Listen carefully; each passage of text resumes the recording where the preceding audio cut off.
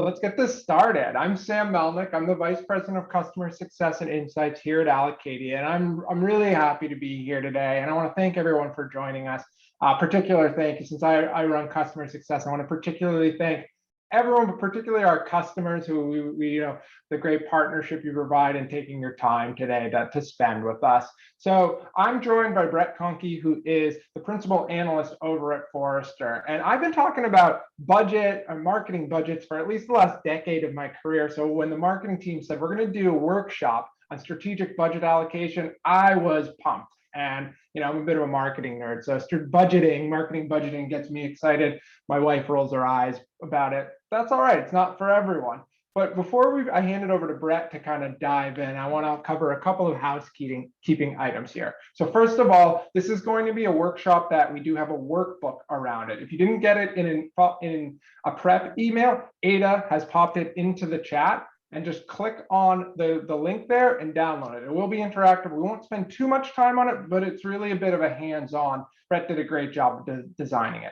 Same thing when it comes to technical difficulties or any questions. We've got Ada on the back end running the chat. You can go there. We're here to support. We're here to help. So one other thing, we will be walking through this workbook that I talked about, but it is meant for this workshop and not templates to do your planning for, but more give you examples of how to work through this hands-on again and ideas on how you go through the planning process. So Brett, I'm going to hand it over to you to dive in here.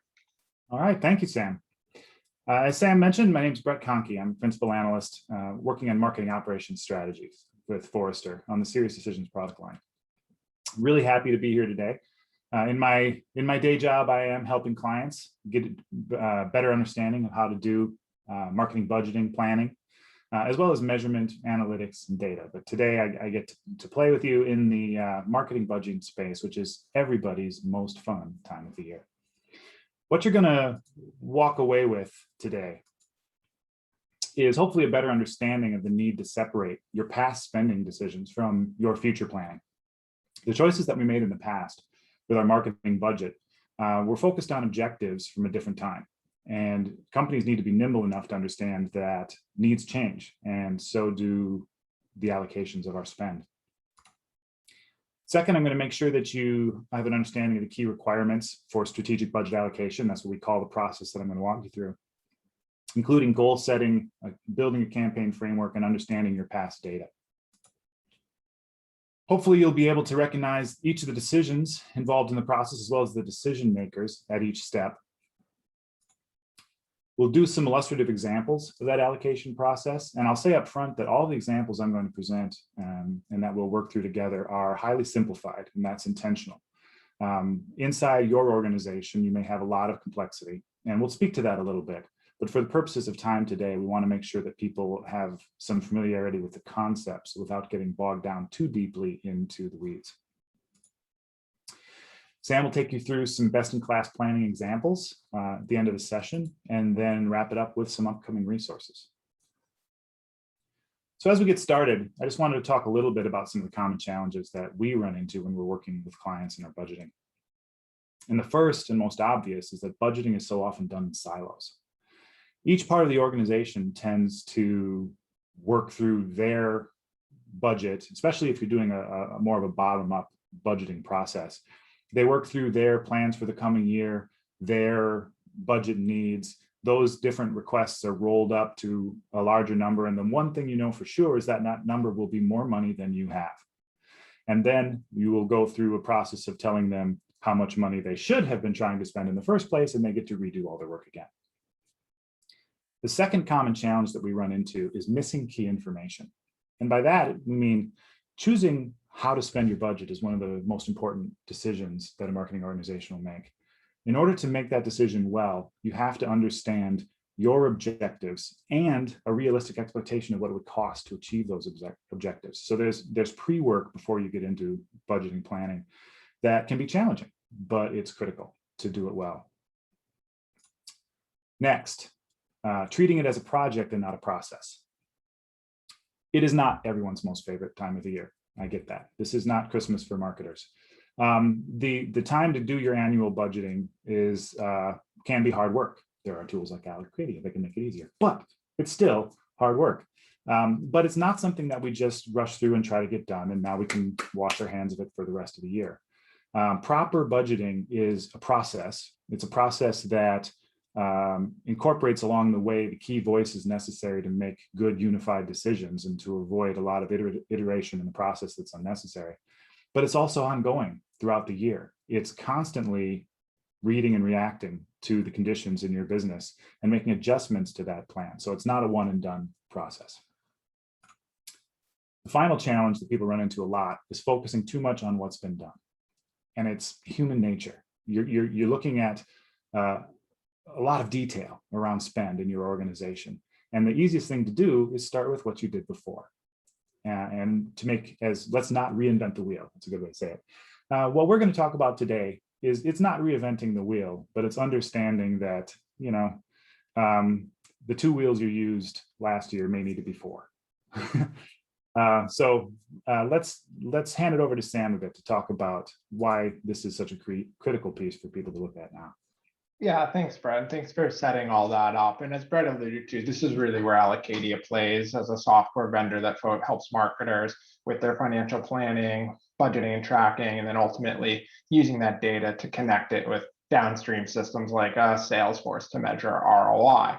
And so, we feel strongly in what we've seen in our customer base, particularly over the last year and a half, as COVID has hit and we've had to make changes and choices very quickly, is that the urgency around this is greater than it's ever been before. If you look on the right side of this slide, you have mandate for revenue growth. That's maybe not something brand new, but it's becoming more and more a priority for CMOs and their teams, driving efficiency with marketing spend. Again, we saw a lot of changes on how marketers budgeted and adjusted that spend on a very quick time frame, and it was focused on that efficiency. And then resource constraints, nothing new here for marketing, but knowing where the dollars are today and where they need to be spent and adjusted, and then what's working and what's not. Again, that just continues to become more and more important.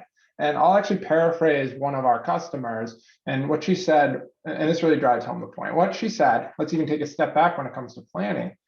Budget is, and I'm paraphrasing, budget is the greatest representation of your strategy. You're writing a check, that's your strategy. You can put something else on a PowerPoint slide, but if you're not following through where you're putting your resources, your time and money, then you're not staying true to your strategy. And so being able to represent that both in a framework that makes sense, which Brett will share today, and follow that through with tools like Allocatia's software, then you're going to be challenged to follow through on such a strategy. So, Brett, bring us to the good stuff.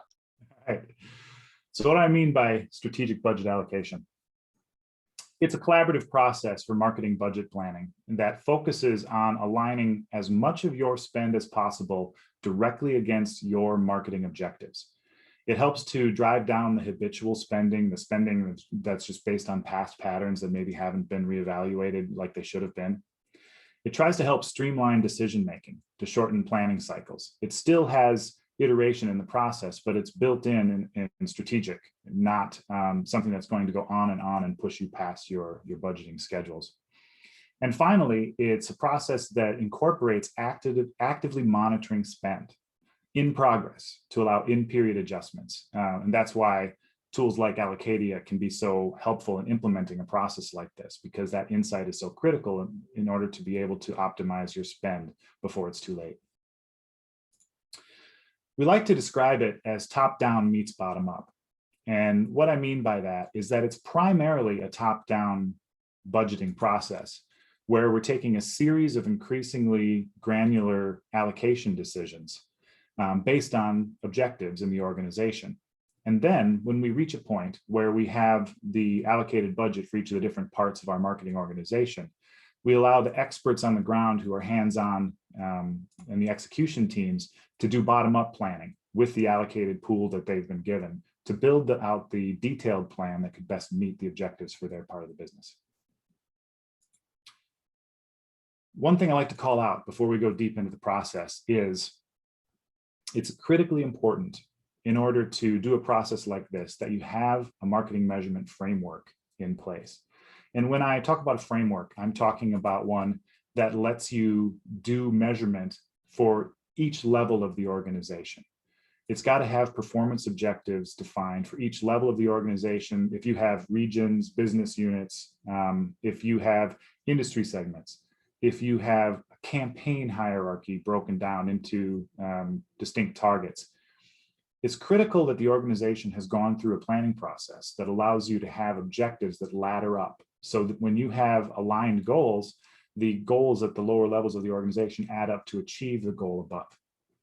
Now, each part of the organization will have its own specific goals, and it will have goals maybe that don't align to a higher level organization. But for those that do, you need to not only be able to understand those goals at each level, you need to be able to measure against them, both your performance and your spend. And that's where, again, we talk about a tool like Allocation that allows you to create your custom hierarchy for your business, because it needs to be able to account for the complexity of your business. If your organization is broken into business units, regions, product lines, audience segments, you need to be able to track both performance and spend against goals in each of those lenses. Okay, so enough of the setup. Let's take a look at what the process actually is.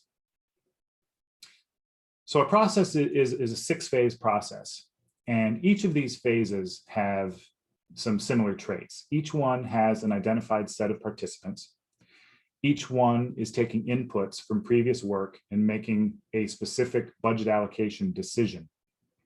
And each one contains a validation step where you look at the decisions you made, you talk to affected parties, and you understand whether you need to make any changes to that decision or even potentially prior decisions as you go forward. We'll talk a bit more about that later.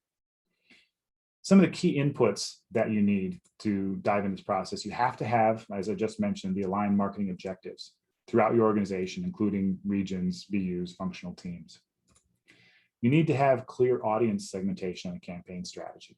You need to know how marketing is planning to attack it, and in Forrester's terminology, a campaign, I should call that out. We think of a campaign as all of the marketing activity, including brand and reputation, demand, customer engagement, sales enablement, all of the marketing activity that is driving toward a specific buyer need, a specific solution that you're providing to a specified need in the target market. And that usually goes on for more than a year. So you need to have a clear picture of how you're going to market and how to organize your spend against that. And then finally, and this is one that I don't want to gloss over, you need to have some historical data. You need to be able to understand both past performance and past budgeting choices in order to inform the decisions that you're making going forward. Now we're going to go through each of these steps, and for a couple of them, we're going to have exercises, as Sam mentioned, that we'll jump to, and I'll help guide you through that when we get there. But we'll start at the highest level, the first one, the marketing objectives phase. So during this first phase, it focuses on senior marketing leaders determining the top level fiscal year allocation for the marketing function. We don't ask them to chase a whole lot of complexity at that point. That decision, that big pool of funds is often driven as a percentage of projected revenue, a slight step up or down from the prior year. But that bulk number of what marketing should hit is the first decision that they make. Then in this phase, they're trying to break that out into personnel and programs. These are highly simplified categories, but what we mean by that is personnel is referring to that fully burdened employee cost, all the compensation, benefits, training, any travel that's not specific to a campaign. Okay, that's what we mean by personnel. People will call it headcount. There's also things like CapEx spend that we don't really include in this process because they're more locked into a finance process. So when we talk about programs, that's everything else. That is all of the remaining discretionary marketing budget that you have to chase your campaign objectives, your business objectives for marketing. And one of the processes that people tend to go through to prep for this, in addition to the having a strong marketing planning capability, is some sort of, here's an example of one of the worksheets that we use with clients. Again, it's a fairly rudimentary example, but the idea that they look at expectations for marketing's contribution. And this is strictly a revenue-focused goal. Obviously, there are lots of other types of goals and strategic imperatives for marketing. But in a revenue sense, they look through different parts of the campaign hierarchy, the different parts of the organization, and understand what the expectations are for marketing to deliver, in this case, revenue, and how those objectives will ladder up in the organization so that they can use that insight in later planning. Now we'll move on to the second phase, campaign distribution phase. So here, we're drilling down into that discretionary portion of the budget, your marketing program budget, not the personnel. And we're trying to make one big allocation, which is how much of that money can we devote to our marketing campaign spend, and how much do we need to put into out of campaign spend? So what do I mean by that? Out of campaign spend is the money that is not focused on those driving to those specific buyer needs. So there are a lot of shared services. It can be non-campaign events, big conferences, things that cross over multiple business units, product lines. It can be corporate marketing costs. The marketing operations team, near and dear to my heart, is generally considered an out-of-campaign expense. And any other special projects that are not driving toward those specific campaign needs. So now this is the point where I want to switch to our first exercise. So for those of you playing along, why don't you open up that spreadsheet that was sent along. And on the first tab, you'll see exercise 1. And let me walk you through a little bit what we're doing here. We've simplified it as best we can to get the concept across. So you literally only have to enter in one cell on this first tab, the orange one under campaigns. So here's your idea. We have a fake company here, which in this case, I made to be, excuse me, a B2B software company. They've gone through that first phase with their marketing objectives, and they've come out with 3. Again, we're trying to keep everything simple here. So their number 1 priority, and they're in priority order for a reason, because it helps you make budgeting decisions. The number 1 priority is that they are going to drive $2 million in revenue, marketing generated revenue, from an annual user conference. That's 20% of their total revenue they generate a year. Their second priority is that they need another $8 million in marketing generated revenue from their campaign activities. And finally, there's a strategic imperative that's not about revenue, where they need to improve their public relations and analyst relations team output. So they are trying to earmark $200,000 in budget to them. So what we're going to do is figure out how much can you still allocate to campaigns in order to achieve that number. And there's really 2 ways that people do this step. One is you try to figure out what your requirements are for out of campaign spend, and then you give everything else you can to campaigns. The alternate is that you focus first on what it's going to take to achieve your campaign objectives, and then you come back and look at what you have left for out of campaign. Because out of campaign tends to be closer to a fixed cost for most organizations than the campaign spend does, normally number 1 is how we do it. We figure out what's the requirement to meet our out of campaign obligations, and we earmark everything else. That's what we're going to do. So your exercise, your challenge, is to enter a percentage. You can just type the number, it'll turn it into percent for you, into the orange box on your screen, and find out how much can you give to campaigns and meet the objectives that they're outlined here. So the spreadsheet is filled in to do the calculation for you. You have a shared services budget that's locked in under contract at around $315,000 a year. You have the big annual event, which is your number 1 priority. And so we fixed that at $800,000, which is the estimated cost based on past events to execute that properly. And we've put that target of PR/AR spend at $200,000. So what you're really doing is you're manipulating your communications team's budget, which is the only other element we've done here. So just take a minute, play with that, and see if you're able to figure out what % of campaign spend can you apply. So while you all play around with this, and I give Brett a chance to catch his breath, not talk the entire time, I want to react to a couple of things that Brett said. So, first thing, like early on, Brett was talking about how this is complex, particularly for large organizations, and often this is done in silos. And I will say, through my experience with customers, like it is complex. This is not easy. So Brett simplified this for us. It's often harder than this, but it's also why you have a framework. The second thing is, as Brett's breaking these out, these are some great examples that we see customers doing this in Allocadia and just in general, a best practice tool agnostic. It's like you get this big check from finance, from your CFO, and the first thing you're going to say is, how am I going to split that up between my people versus my programs? And then a best practice is this splitting up between out of campaign and in campaign. You know, one thing I tell customers, and I think Brett would agree with, you should expect stuff to be out of campaign. You should invest in this. It is part of your marketing mix. So it's a good thing to have dollars being spent out of campaign. The other thing that where I see companies kind of stubbing their toe is they start trying to do this budget allocation, but they haven't necessarily defined what a campaign is. And again, this is where partners like a Forrester come in. They can help you with that global definition of a campaign, so that France is saying a campaign is the same thing as Japan, as Australia is, or different product lines, so that you can put these frameworks in place and so that you can allocate the dollars as in a form and fashion in this way. So, Brett, I think we've probably given folks good time to go through this, so I'll hand it back over to you. Yeah, and why don't we pop up our first poll question now that people have had a chance to play here, and let us know what you decided based on those objectives given. What's the maximum amount that you would allocate to campaigns and still meet those out of campaign requirements?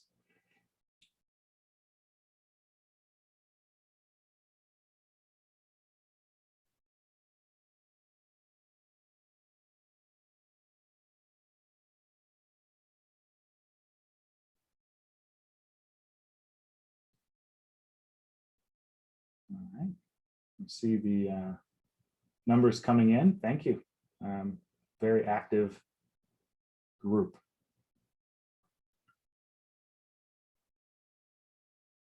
Okay, it's starting to slow down. So, Hida, why don't we close out the poll and let people see what their peers on the call were finding here.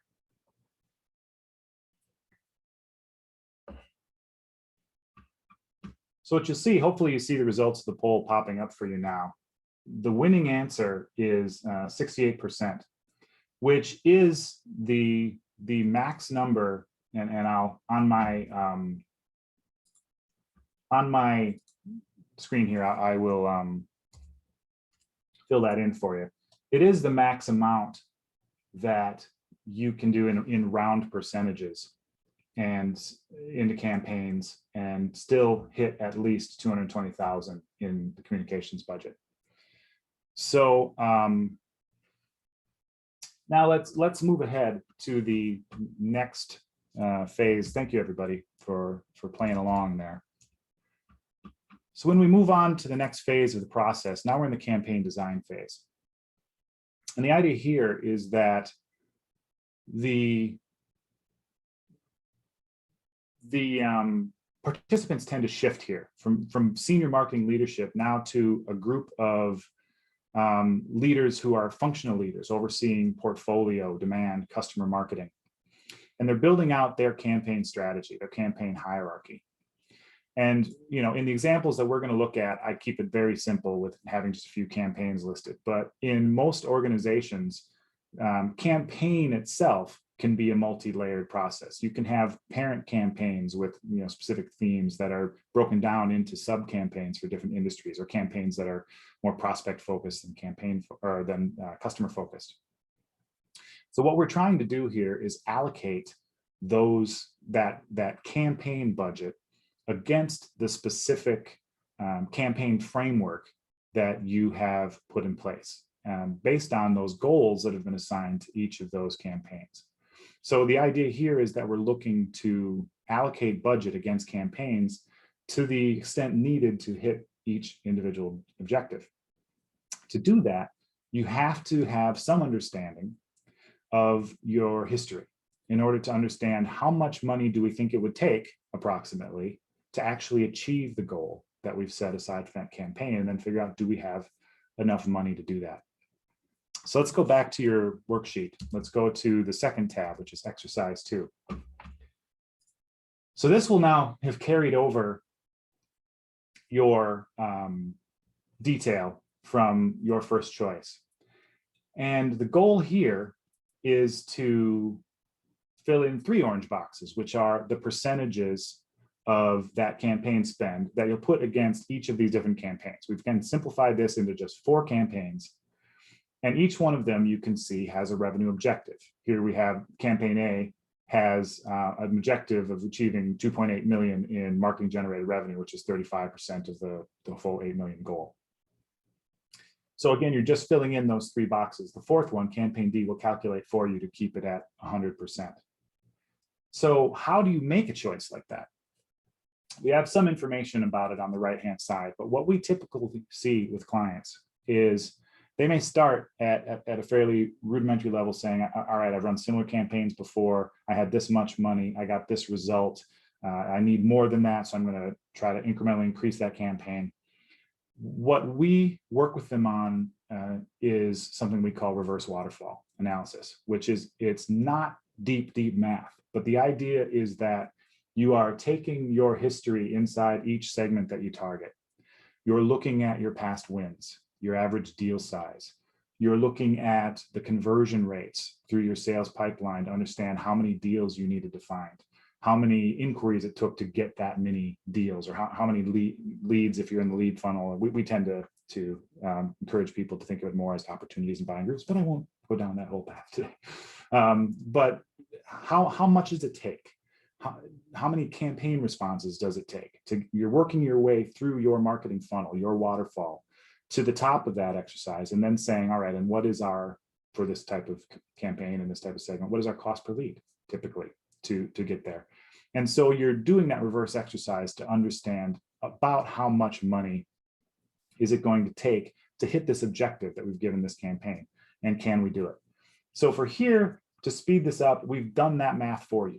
Let's say that the elves were working all night in the marketing operations team to calculate your analysis. And what you'll find is, as you enter in percentages into those 3, your estimated revenue will pop up right here to the right, based on that reverse waterfall analysis calculation that says, if I have this much to spend and we perform these campaigns according to the same type of performance levels we had in the past, we could expect marketing generated revenue of about this much. So please go ahead, see if you can play with those numbers and get yourself to a point where you can achieve your campaign objectives. So I'll play filler again. I do sometimes I wonder, like marketing operation and Al, sometimes people do think that, just send over the request. And so I have empathy as well. I think this is where, again, that definition of campaign and in a way of breaking out, of course, the spend, but that strategy. And Brett, you talked about top down and then bottom up. This is the beauty of that top down, where you have to start making your way, I guess, down the layers of the strategy and the organization, however you want to look at it. And the campaign framework in this sense is, what I've seen with customers is something really powerful on how to organize it. But this is also where that complexity comes, because you're starting to think about it almost in matrix. So making sure you think about, and Brett will get into this, but making sure you take that into account, that matrix, while using a framework. And then we'll talk about, well, and then that's where eventually that bottom up comes in to make the reality happen. But it's a dance. So I love the way this is laid out, and I think it's a great way to start simplifying some of the complexities of organization. And this is a part of the process where that validation phase at the end of the step, where we're having to say, okay, did our decisions make sense? This is one where the rubber meets the road pretty often for people, where we have a serious objective for this fake company of $8 million in campaign revenue. We made a choice in the previous step of how much we could give to campaigns to meet what we thought our out of campaign expenses would be. If you find in this part of the process that you're not able to make it add up, if you can't find a percentage that can give budget fully to meet this goal, then you may need to revisit your previous tab and adjust that 68% in order to give yourself the money you need to hit this objective. And I know we got to move on, but I love that point where this is part of the planning process, where you're iterating, you're going back and forth, some negotiation within your leadership team and within marketing. But it is like, if you start going through the planning process like this and it's not looking right, if you haven't funded in the way to hit your goals, adjust it, change. Like I wholeheartedly agree with that, Brad. Let's go ahead and pop up the next set of polls, Ada.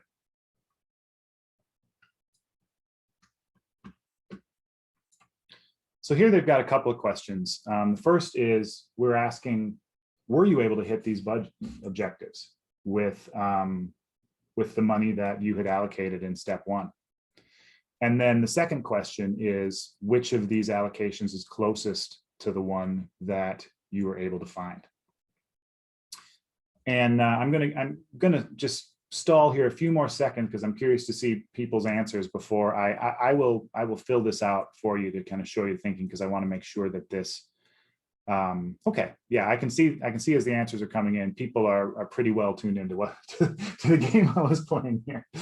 So as you went through this process and started filling out these percentages, you know, and in this case, there is an answer that can hit with roundish numbers. You will find as you're playing with it, if you went with the 68% that maxed out the out of campaign, that you're coming up just short. So when you move back to exercise one, you could say, all right, these were locked in. Communications is what I had to play with. If I move this up, and I'm just shortcutting it for the purpose of time, if I move this up to 70%, we're making a cut in communications, but communications is not one of our priorities for the year. PR and AR is, the annual event is, shared services is pretty much locked in costs. But if we moved it to 70%, now these percentages will hit our numbers. And so can we close that poll and show people where people landed?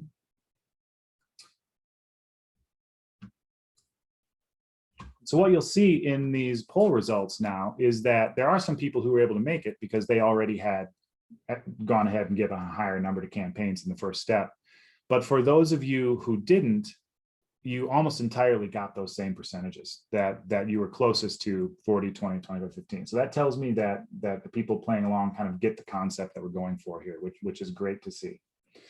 I'm going to switch back now to the presentation and move on to the next phase. The functional alignment phase. This one's critical. So this one does have allocation decisions. They all do. And in this phase, that allocation decision is trying to break out our spend against our corporate hierarchy. When we have geographies, business units, industry segments, we may have different functional leaders in each of those groups. We also are trying to make an allocation decision against what we call program families, which are reputation spend. How much are we doing in brand advertising versus what we're doing in demand gen? How much are we focused on customer engagement and sales enablement? And then again, that operations budget can be thrown in there as well. That's not one of the 4 program families, but it's part of overall program spend. What we're doing here, though, is we're broadening our tent. So at this point, we've had a fairly streamlined decision-making process. We've made decisions in the senior marketing leadership team, and functional leaders in charge of demand marketing, you know, and portfolio marketing, customer marketing, depending on how your organization is structured. Now we need to let all of those other key decision makers, those leaders, those regional leaders, BU leaders, and it's a great time to talk to sales and say, here's the plan. What do you think? Get that feedback before you get to more granular allocations, because once you get your execution team started in building out detailed plans, you don't want to be going back and changing that number on them often. So this is your time to say, here's what we're thinking. Here are our strategic priorities that came out of marketing planning. Here's our campaign approach, how we believe we're going to take the charge and make those things happen. And here's how much money we're planning to allocate across. And then you work on breaking it out into your more complex business structure. Here, I'm going to go back to the worksheet, but rather than have you do an exercise, I'm just going to show you a quick example of how people tend to think about this. Tab 3 is an example where we've now taken each of those campaigns and we have said at a high level, campaign level over on the right, how do we need to break out those different program families? How much should we be spending for reputation versus demand? So here in this example, you can be looking at an organization that is heavily embedded in the enterprise segment. They are looking to spend 50% of their marketing spend on customer engagement because they have a saturated market where a lot of the marketplace is customers. They may be making an aggressive move into the SMB segment, and they're putting 55% of their demand or spend into demand, trying to drive leads there, and upping their reputation to be better known in that area. And so each of these different campaigns, they work across different segments.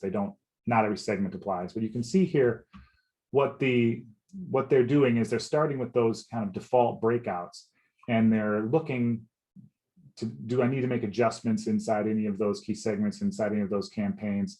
And they're just kind of working through their planning of where that money is going to go at a high level, which is allowing them to give more detailed plans over to the execution teams. And then I don't have an example of it here because it differs so much by people's organizations of business unit breakouts, geographic breakouts. And Ada, that'd probably be a great time to pop that next poll up, which is asking you a little bit about your business. So it's not the exercise in this case. It is your actual business. What kind of structural challenges are you having to plan for when you create your marketing budget planning, when you're trying to track your spend and performance against your framework? What kind of complexity are you trying to manage in your business? And Brett, as I fill this out, this is kind of where I was alluding to around matrix and complexity, even in the last slide. This starts really getting into it, and I'm always interested in seeing where are the challenges, because some of that is a process or definition challenge. Sometimes it's a enablement to market the field challenge, and sometimes it's a tool challenge. But it's always interesting, whether in this scenario or talking with marketers, customers, prospects, whomever, where those pains lie. All right. And the responses are starting to slow down a little bit. So maybe we close that one out and show people the challenges that their colleagues, their peers on the call are dealing with. So we see that, so here 69% of respondents are having to deal with not just campaigns, but parent-child campaigns that break out industries and segments. And that's really common. And when you're doing that level of planning, you need to be able to track your spend against those different levels in order to see how efficiently you're achieving the objectives at each of those levels. Business units, 2/3 of the companies are having to deal with separate business units. More than half have geographic breakdowns. And the second question is really interesting to me, because it's something we run into when we're helping organizations with their planning. There is no clear consensus on what is the right way to organize your hierarchies. So we found here that 38% of you were saying that global campaigns are at the top of your hierarchy, and underneath that, you break down those campaigns by geography and industry.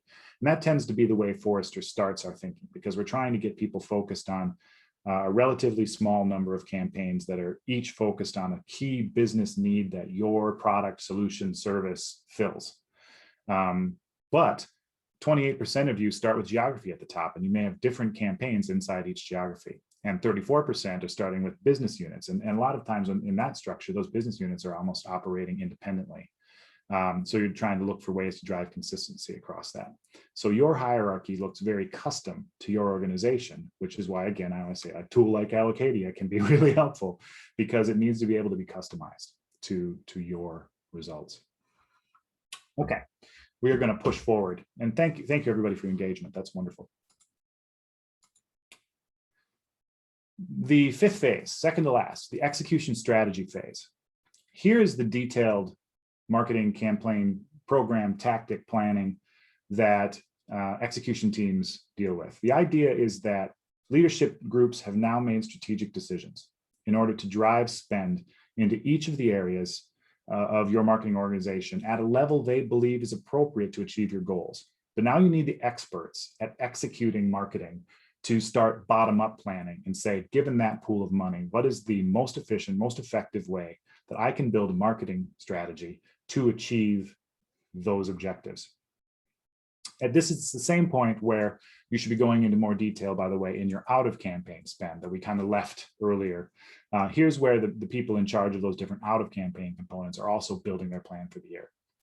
We encourage people to build an annual plan, but a lot of them will go a lot more detail into Q1, Q2, understanding that we also are talking about constantly updating.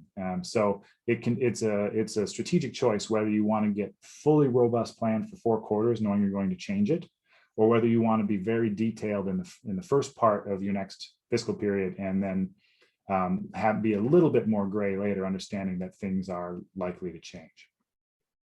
So when people are building these plans, the validation step for this phase is marketing leadership has to look and recognize, do these plans make sense with this amount of budget?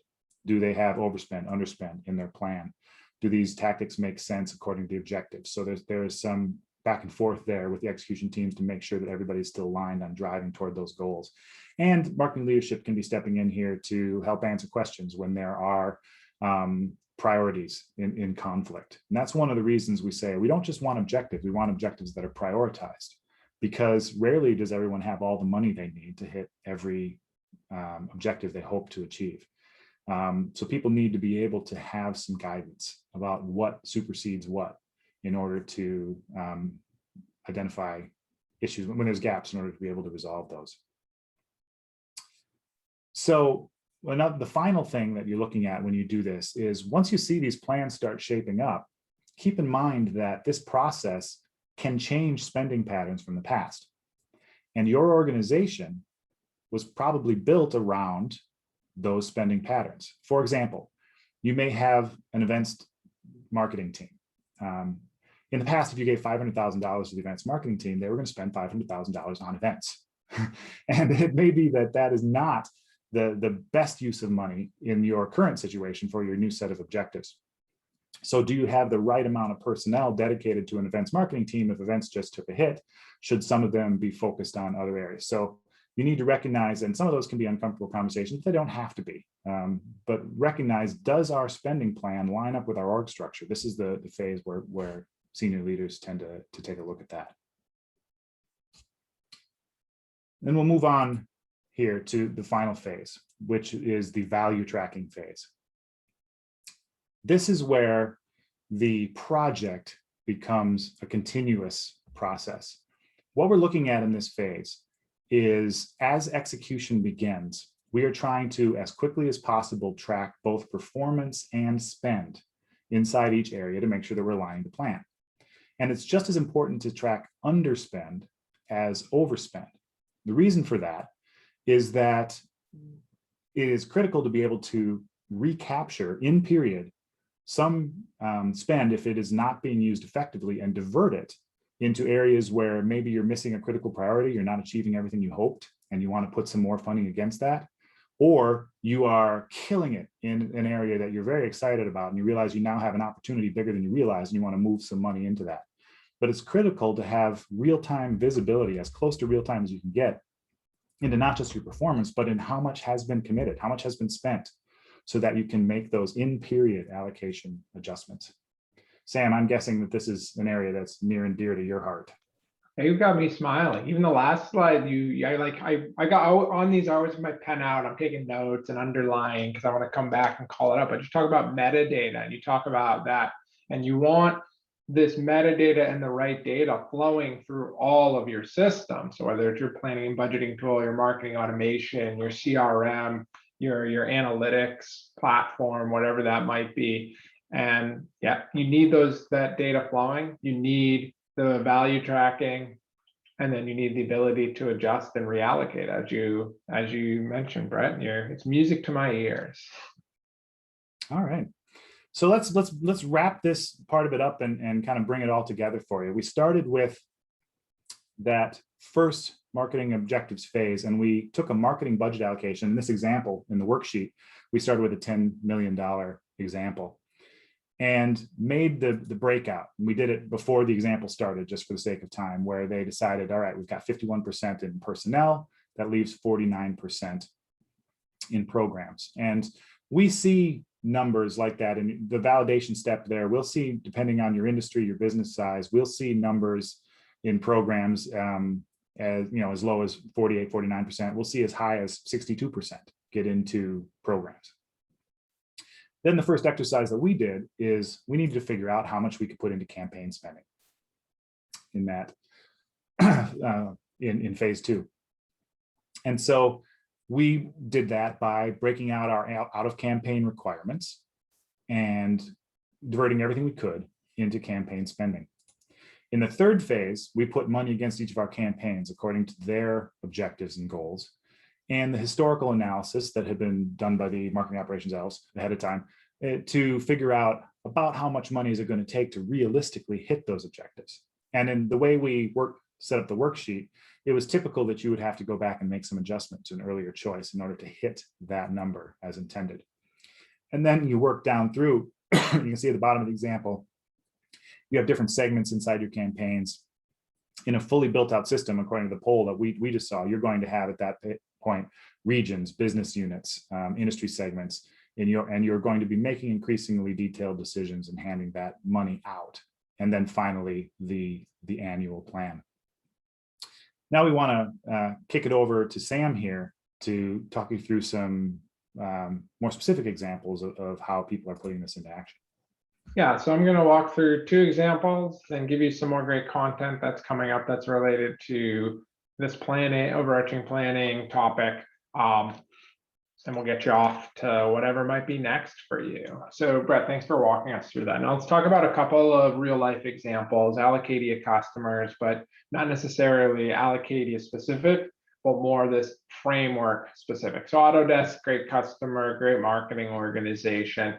They had a lot of those pains that, Brett, you talked about early on in the presentation. Marketers in siloed, poor ability to track against that spend, and thus they couldn't relate that to their performance.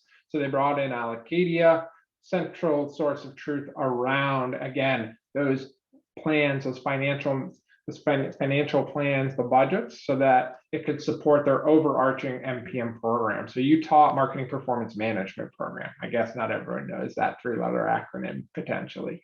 But Brett, you talked about how it's not a project, it's a process. Sometimes I'd even go further, say it's an entire program. This does not stop. At points you're doing the budget allocation and planning. Other points you're executing and getting that performance data back and reallocating. It doesn't stop. For better or for worse. So they think of it as a program. I would recommend everyone thinks of it as an overarching program. And then where'd they end up? They did bring in this campaign specific approach. So before really that structure wasn't in place, now 86% they're able to connect to a campaign. So it's not necessarily in campaign versus out of campaign, but they've gone from 0 being able to say, hey, this is the point of it around campaigns to 86, so more than 3/4 of their spend they're able to track, which is impressive for a global multi-billion-dollar organization. As Brett said at the beginning, this is not easy. All right, if we go to the next slide, Brett, I can keep us moving forward. The next one is National Instruments. So this is a few years back, but National Instruments, a good friend of mine, Helena Lewis brought in the then Serious Decisions, now Forrester Decisions campaign framework. They actually went down from 90 countries to, I think it was a subset of 20 to 30 geos. So they changed the way they planned all holistically, and they went from a bunch of different messy spreadsheets, which no one on this call ever manages their budgets or plans in messy spreadsheets or PowerPoints. I am sure of it.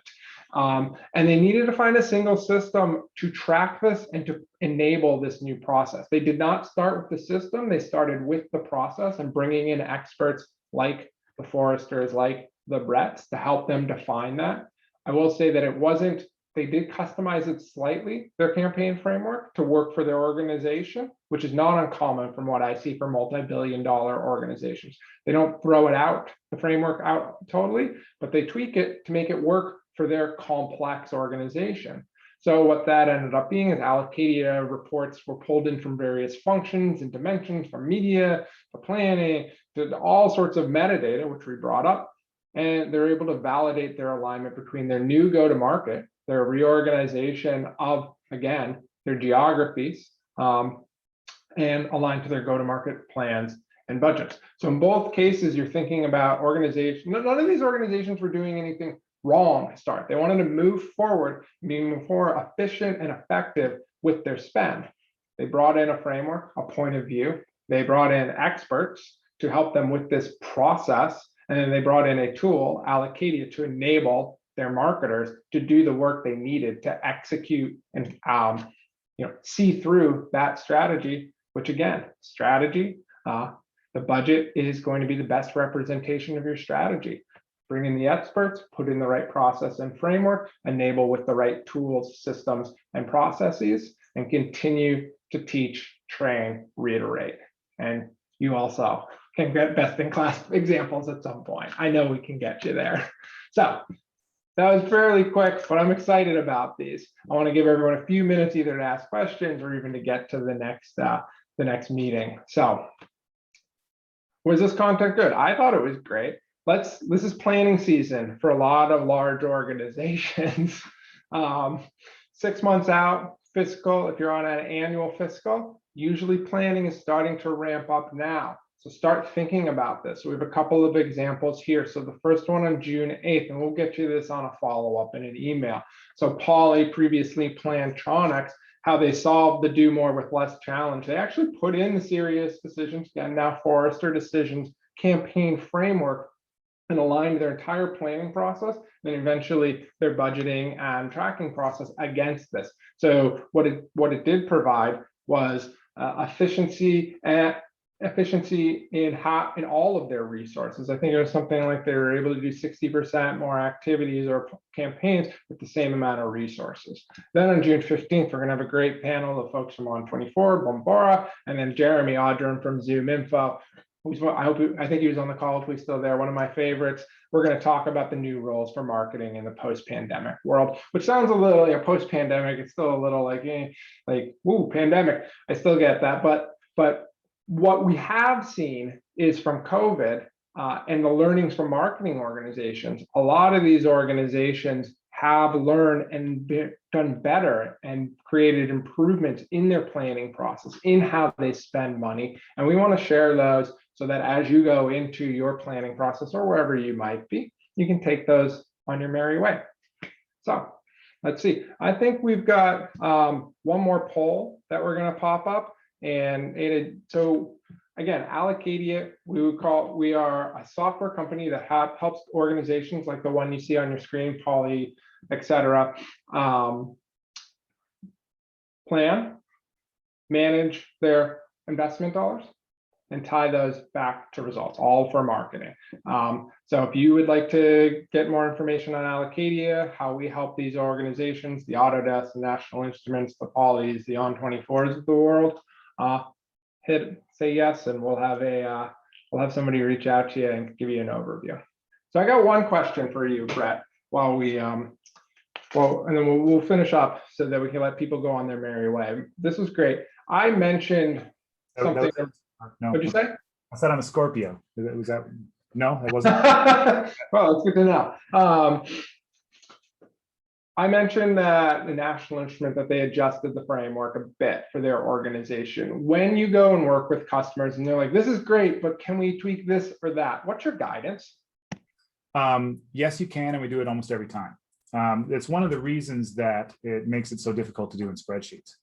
So we have, for our clients, we have, example spreadsheets of here's a way to think this through. None of them can be locked in place because nobody's structure is the same. But what we try to do is make sure that they understand that the structure that they're looking at is trying to drive around people who have authority and accountability for each of those areas. So the structure you're breaking out is you're wanting to understand that you have people in your organization who have accountability over a certain area, and they need to have objectives for their area and tracking against it. And then underneath that, you need to figure out which parts of your market are likely to have different results. So you have a campaign like, do I need to go 7 segments? Do I need to go 3 segments? It's like, well, are the results going to change? Are the message going to change? Are your response rates going to change? So it's the hierarchy ends up getting as complex as your business is. And we always try to get people to the simplest answer that they can get. But if you're talking to very different types of people that have very different types of performance history, you end up having to break those out. So the hierarchies do get fairly complex. But the good news is that once you've gone through that planning process, once you've built out that hierarchy, your performance tracking, you're associating to those different specific programs or tactics that you're running, your spend is getting associated as granular as possible. And so hopefully you've got reporting built out that rolls them both up, and you can look at any of those lenses because you put the work in ahead of time.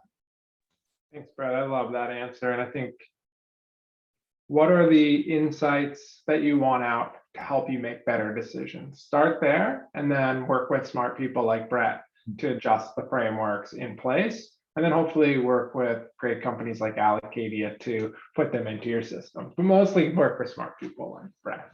All right, one last chance to pop a yes in there if you'd like to learn more about Allocation, on our software and how we help these marketing organizations around the financial planning, marketing financial planning, the budget management, and then ultimately connecting those to downstream results like a Salesforce to measure ROI.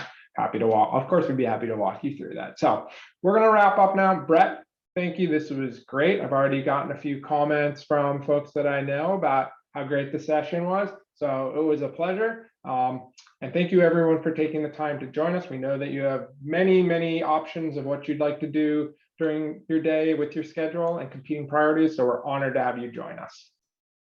Thank you. Thank you for having me.